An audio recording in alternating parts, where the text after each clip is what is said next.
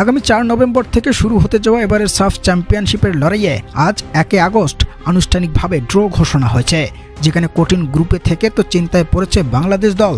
পাশাপাশি হামজা চৌধুরী ও ফারহান আলী ওয়াহিদের না খেলায় কোণঠাসায় ফেলে দিয়েছে দলটাকে।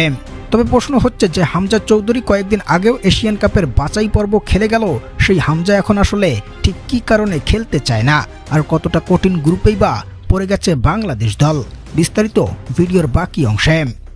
দর্শক, আগামী 4 নভেম্বর এবারের সাফ চ্যাম্পিয়নশিপের পর্দা উঠে 17 নভেম্বর ফাইনালের মধ্য দিয়ে সমাপ্তি হয়ে যাবে এই টুর্নামেন্টের, যেখানে আজ 1 আগস্ট ড্র ঘোষণা হয়েছে এই আসরের।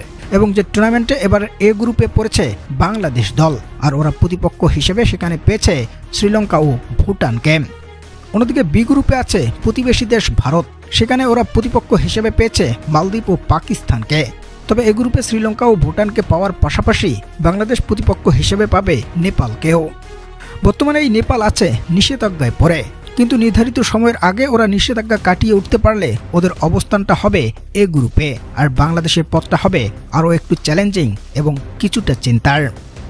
তবে এই চিন্তার মাত্রাটা যেন অনেক বেশি তীব্র আকার ধারণ করেছে হামজা চৌধুরী ও ফুলহামের ফারহান আলী ওয়াহিদের পুরো টুর্নামেন্টে না খেলার গুঞ্জনে।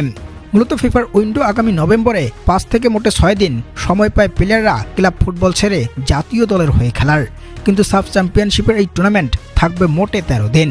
ফলে এমন লম্বা একটা সময় জাতীয় দলের জন্য কোনো প্লেয়ারকে ছাড়তে ইচ্ছুক হবে না ক্লাব কর্তৃপক্ষ।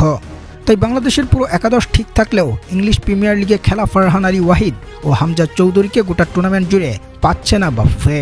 যদিও সম্প্রতি ওরা চেষ্টা চালাচ্ছে হামজা চৌধুরী ও ফারহান আলী ওয়াহিদকে পুরো টুর্নামেন্ট জুড়েই খেলার, তবে শেষ পর্যন্ত কি হবে তা এখনও নিশ্চিত নয়। দর্শক, এই টুর্নামেন্টে কি হামজা চৌধুরীকে ছাড়া বাংলাদেশ দলকে নিয়ে আপনি স্বস্তির নিঃশ্বাসটা ফেলতে পারবেন? জানিয়ে দিবেন কমেন্টে।